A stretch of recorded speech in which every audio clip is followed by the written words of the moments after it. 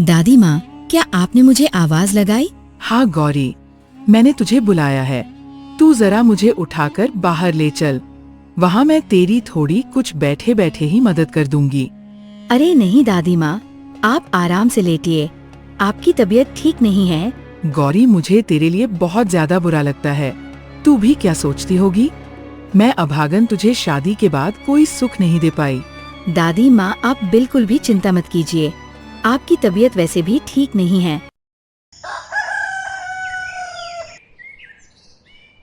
क्या हुआ माँ, उठ क्यों रही है? कुछ नहीं गौरी, बड़ी जोरों की ठंड लग रही है। रुको माँ, मैं कंबल लाती हूँ। आपको बुखार के कारण इतनी जोर की ठंड लग रही है। तू मेरा कितना ध्यान रखती है। मैंने आज गौरी का कुछ सुख जाना है, वरना अपनी बड़ी बहू का तो कोई भी सुख नहीं जाना। अच्छा माँ, मैं अभी आती हूँ। कहाँ जा रही है बेटी? अरे माँ, घर में कुछ भी खाने के लिए नहीं है, इसलिए मैंने पड़ोस में किरण भाभी से बात की थी। उन्होंने कहा है कि मेरा अनाज साफ करवा देना, उसके बदले वो मुझे कुछ अनाज दे देंगी। तुम किरण के यहाँ काम करने जाओगी तो क्या अच्छा लगेगा? तुम भी क्या सोचती होगी कि मैं कहाँ आकर फंस गई? ऐसा कुछ नहीं है माँ, हर किसी को अपने भाग्य का ही मिलता है ना। कभी किसी को अपने भाग्य से कम मिलता है और ना ही ज्यादा। इसलिए मैं कभी इस बात का दुख नहीं मानती, बल्कि मैं तो ये सोचती हूँ कि मैं अपने पति और आपके बेटी की परेशानियों को कैसे कम कर सकूं। अरे तुम्हारे जैसी लक्ष्मी गौरी तो कई लाखों में एक मिलती है। अच्छा माँ, मैं अभी चलती हूँ। अगर ये काम से आए तो इनको कह देना कि मैं पड़ोस में हूँ।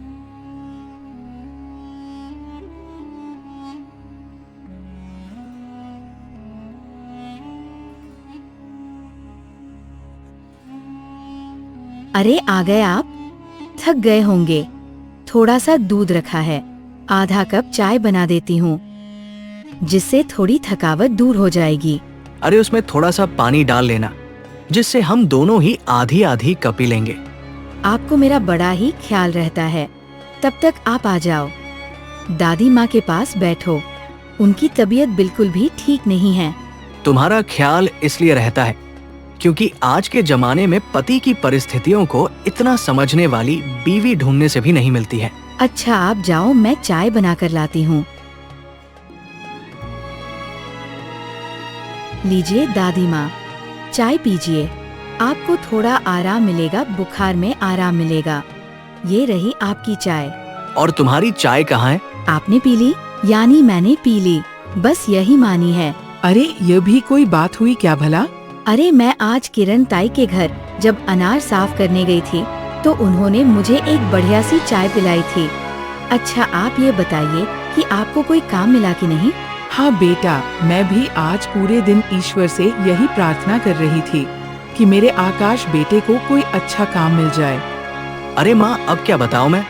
कोशिश तो पूरी कर रहा हूँ, लेकिन फिर भी कोई अच्छा काम हाथ नहीं लग रहा है। वैसे अभी कुछ दिन काम चलाने लायक काम तो मिल गया है। फिर तो अच्छी बात है। कुछ दिन के लिए ही सही हमारी परेशानी तो दूर होगी। और वैसे भी मैंने किरण ताई से बात कर ली है। उन्होंने मुझे और भी जगह घर साफ करने का काम दिलाने का वादा किया है। गौरी, तू ऐसे जगह जगह काम करने जाती है, मुझे बिल्कुल भी अच्छा नहीं लगता।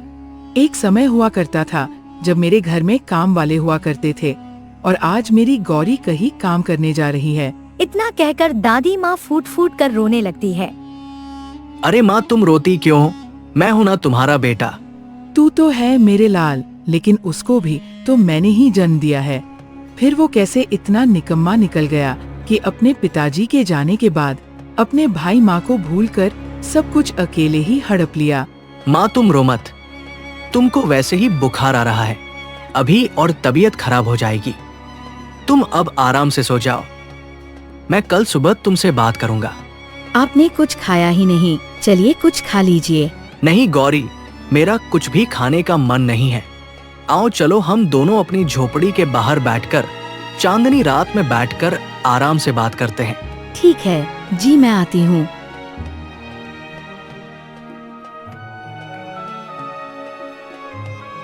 अरे गौरी, तुम भी ना मुझे कितना प्रेम करती हो। इस चांदनी रात जितना ही मैं आपसे एक बात पूछूं? हाँ गौरी, पूछो ना, ऐसी भी क्या बात है जो तुमको इतना सोचकर पूछना पड़ रहा है? नहीं नहीं जी, ऐसी कोई बात नहीं है जी। दादी माँ की कभी मैं किसी बात का बुरा नहीं मानती हूँ, और दादी माँ भी, क्या वो मुझसे कभी कुछ भी नहीं कहती है। तो भला और क्या बात है गौरी? जी मैं बस यही जानना चाह रही थी कि क्या आपके कोई सगे भाई भी है क्या? क्योंकि दादी माँ के मुंह से कई बार बातों में उनका जिक्र सुना है। हाँ गौरी, मेरे एक बड़े भाई हैं। चलो आज मैं तुम्हें पूरी बात बताता हूँ। हमारे पिताजी एक गांव के सबसे धनवान लोगों में से एक थे। फिर एक दिन महामारी के चलते हमारे पिताजी की मृत्यु हो गई। और फिर क्या हुआ? फिर भाभी के कहने पर भैया ने सारी जायदाद अपने नाम करवा ली, और उनका कहना है कि पिताजी का सारा सब कुछ उन्हीं का है। जिस बड़ी सी कोठी में वो आज रहते हैं ना, वो भी पिताजी की ही बनवाई हुई है। अच्छा, वो एक बड़ी सी कोठी में रहते हैं और हम यहाँ? गौरी, इस जगह जहाँ हमारी झोपड़ी है, इस जगह तो हमारे जानवर बंधा करते थे, लेकिन सब ऊपर वाले का कर्म है। आप बिल्कुल भी दुखी ना हो। अगर हमारे भाग्य में भी कोठी में रहना लिखा है तो उसे कोई नहीं मिटा सकता, और ऊपर वाले का कर्म नहीं कर्म तो हमारा ही होगा। तो जो हम इस जन्म में भोगना पड़ रहा है, लेकिन अब हम कुछ भी ऐसा नहीं करेंगे जिससे हमें आगे कुछ और ऐसी परिस्थिति का सामना करना पड़े। तुम कितनी समझदार हो गौरी, तुम्हारे जैसी पत्नी पाकर मैं धन्य हो गया। लेकिन मुझे पूरा भरोसा है कि आपने किसी के साथ गलत नहीं किया है, तो आपके साथ कभी गलत नहीं होगा, और सच जरूर एक दिन सबके सामने आएगा।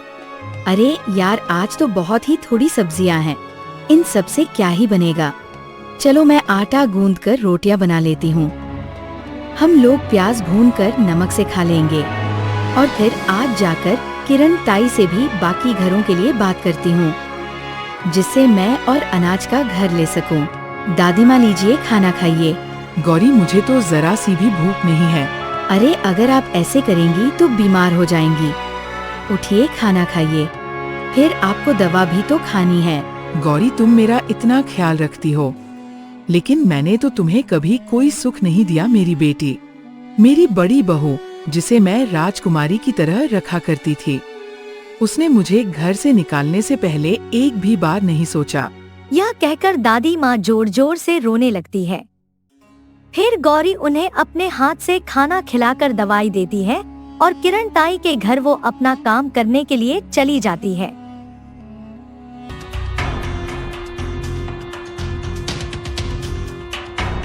अरे आज तो इनकी झोपड़ी के बाहर बड़ी ही साफ सफाई दिख रही है।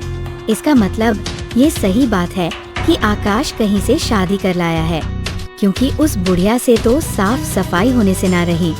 वो चरपाई पर लेटे खांसती रहती है। चल देखती हूँ जाकर कैसी है आकाश की पत्नी। काजल झोपड़ी के अंदर जाती है। अरे तुम तो चारपाई पर ही पड़ी रहती हो, कहाँ है तुम्हारी वो प्यारी सी गौरी? कौन है? अरे मैं हूँ तुम्हारी बड़ी बहू।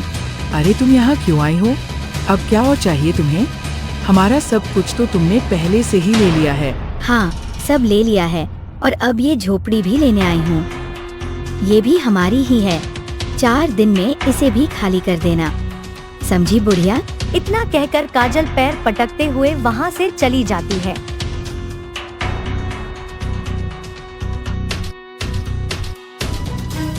सुनो जी, मैं आज तुम्हारी माँ से कह आई हूँ कि कल तक वो झोपड़ी खाली कर दे, नहीं तो मैं पुलिस को लेकर जाऊंगी, और अपने वकील से भी बात करके आई हूँ, जिसने हमारी पहले भी मदद की है।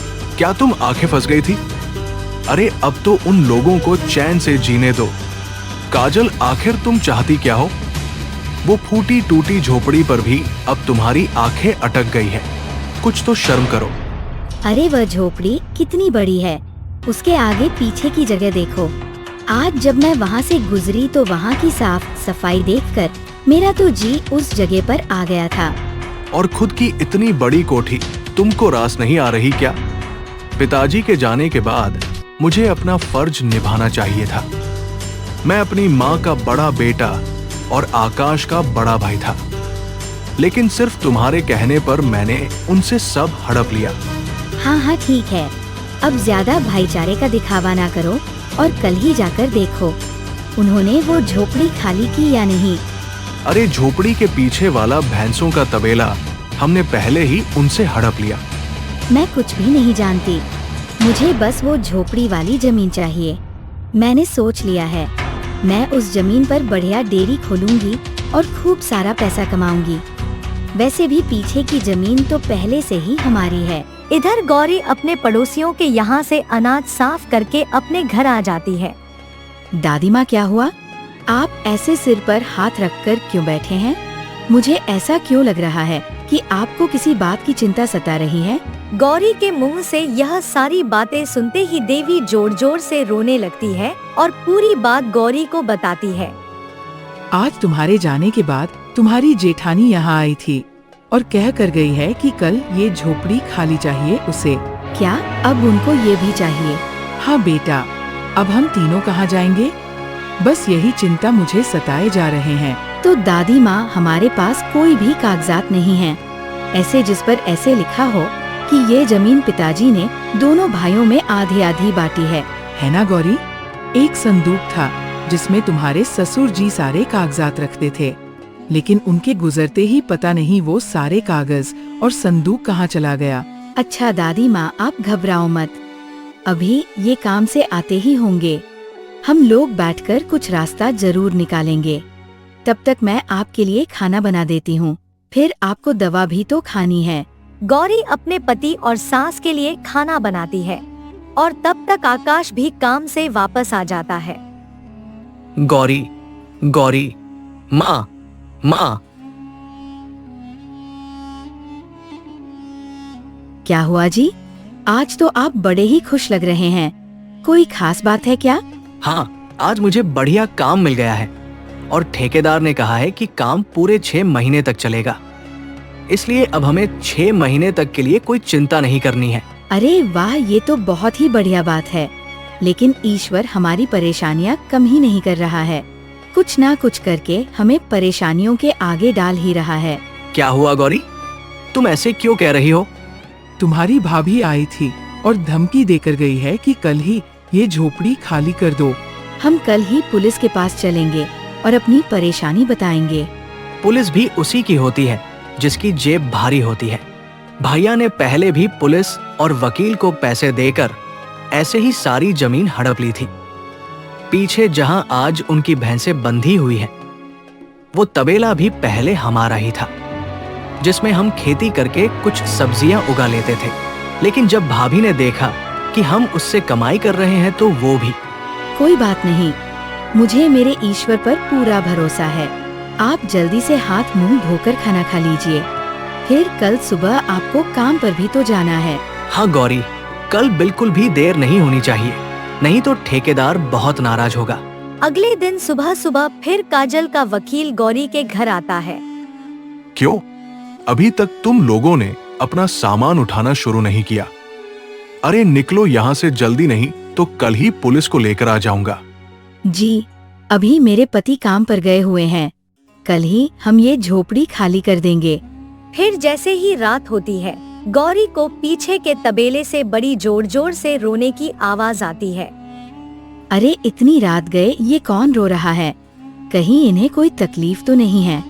अरे इस तबेले में काम करने वाला नौकर भी जाने कहाँ चला गया है। चलो मैं जाकर सो जाती हूँ। मुझे क्या? फिर से बड़ी जोर जोर की आवाज आती है। पता नहीं क्या बात है, कहीं उसे किसी कीड़े मकोड़े ने तो नहीं काट लिया। चलो चलकर देखती हूँ आखिर बात क्या है। लालटेन लेकर वहाँ जाती है और वहाँ जाकर देखती है कि गड्ढा जैसा कुछ खोद रखा है और फिर इसके बाद गौरी गड्ढे के पास जाती है। अरे यहाँ तो कोई बक्सा जैसा है, ये तो बहुत बड़ा बक्सा है, लेकिन यहाँ पर रो कौन रहा था? और जब मैं यहाँ आई तो रोना क्यों बंद हो गया? अरे ये तो बड़ा ही भारी है, और ये इस गड्ढे में क्या कर रहा है? ऐसा लगता है कि जैसे किसी ने इसे जानबूझकर इस गड्ढे में दबा दिया हो। गौरी बड़ी ही मुश्किल से उसमें से वो संदूक निकालकर अपनी झोपड़ी में ले जाती है। मुझे ऐसा क्यों लग रहा है कि जैसे मुझे मेरे ईश्वर ने उस तबेले में भेजा। अब देखो वहाँ पर अब रोने की आवाज भी शांत हो गई, लेकिन अभी तो बड़ा ही अंधेरा है। मैं सुबह होते ही संदूक को खोलकर देखूंगी कि आखिर इसमें है क्या। सुबह होते ही आकाश और दादी माँ भी जाग जाते हैं। अरे ये संदूक कहाँ से आया? अरे गौरी, ये संदूक तो वही है जिसके बारे में हम कल बात कर रहे थे। ये तुमको कहाँ से मिला? क्या दादी माँ आप सच कह रही हैं? क्या ये वही संदूक है? हाँ, इसे खोलो तो सही। देखो इसमें आखिर है क्या। गौरी जल्दी से संदूक खोलती है और देखती है उस संदूक में कुछ पुराने कागज हैं। हाँ बेटा, ये वही कागज है जो तेरे पिताजी के हाथ के लिखे हुए थे, जिसमें उन्होंने अपने दोनों बच्चों के लिए बराबर जायदाद की हिस्सेदारी लिखी थी। क्या माँ सच में? ये वही कागज है क्या? लेकिन गौरी, तुमको ये संदूक कहाँ से मिला? मुझे ये संदूक पीछे तबेले से मिला।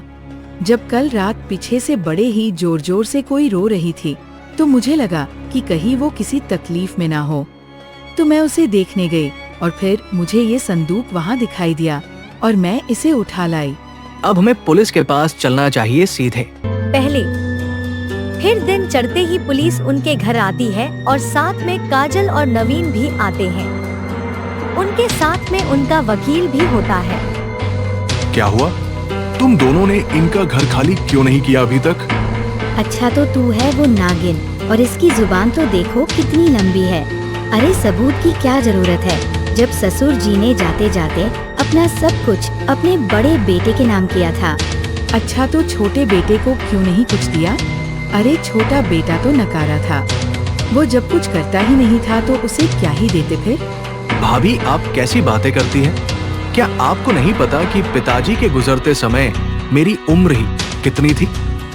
गौरी तो पराए घर से आई है, लेकिन तू तो अपना खुद का खून है। तेरा क्या मुंह में दही जम गया है नवी? दादी माँ, ये झोपड़ी वाली जमीन भी पिताजी हमको ही दे गए थे। भैया, कम से कम आपको तो माँ से ऐसा नहीं बोलना चाहिए था। पुलिस अधिकारी साहब, अब हम सीधा कोर्ट में मिलेंगे। क्या मतलब? कोर्ट में क्यों मिलेंगे? गौरी की बात सुनकर पुलिस अधिकारी डर जाता है। अरे नहीं नहीं, ये क्या कर रही हो तुम बेटी? ऐसा कुछ भी मत करना। मेरी नौकरी का आखिरी साल बचा है, मैं तुम्हारे आगे हाथ जोड़ता हूँ। अगर मुझे सस्पेंड कर दिया तो मेरी जीवन भर की कमाई मिट्टी में मिल जाएगी, फिर वो चाहे मेरी इज्जत हो या फिर मेरा फंड। तो फिर यह आपको गलत का साथ देने से पहले पूछना चाहिए था। मैंने इनको कई बार पूछा भी था, लेकिन इन्होंने कहा कि यही सच है जो ये कह रहे हैं, और ऊपर से ये वकील साहब भी मेरे ऊपर काफी दबाव बना रहे थे। तो आप अभी के अभी मेरे सामने खड़े भाई और भाभी से पूछिए, क्या ये जेल जाना पसंद करेंगे या फिर ये स्वीकार करेंगे कि पिताजी ने हमको बराबर का हिस्सा दिया था? नहीं नहीं, हमें जेल नहीं जाना है। तुम लोग अपना हिस्सा ले लो और हमें अपने हिस्से में हम खुश हैं। नहीं नहीं भाभी, अब तो हिस्सा बराबरी का होगा। जिस कोठी में आप रह रही हैं उसमें भी, और जो सारे खेत आपने हमसे हड़पे हैं उसमें भी। हाँ, मैं देने को तैयार हूँ, लेकिन तुम्हें कैसे पता चला कि पिताजी हमें आधा आधा हिस्सा लेकर गए थे? तभी दादी माँ वही संदूक उठा कर लाती है, जिसे देख नवीन और काजल चौंक जाते हैं। अरे ये संदूक आपको कहाँ से मिला? ये मेरी छोटी गौरी की ईश्वर की प्रति श्रद्धा और दिन रात की मेहनत का परिणाम है, जो किसी के साथ गलत नहीं करते। ईश्वर भी उनके साथ कभी गलत नहीं करता। ये उसी के विश्वास का परिणाम है। क्यों नवीन और काजल, तुम पहचानते हो इस संदूक को? हाँ, मैंने ही यह संदूक पीछे तबेले में छुपाया था। अच्छा, तो तुम दोनों को अब मैं सजा दिलवाऊंगा, और इस वकील को भी। नहीं नहीं, इन्हें अपनी गलती का एहसास है। हमारे लिए वही बड़ी बात है। बस अब हमें हमारा हिस्सा चाहिए।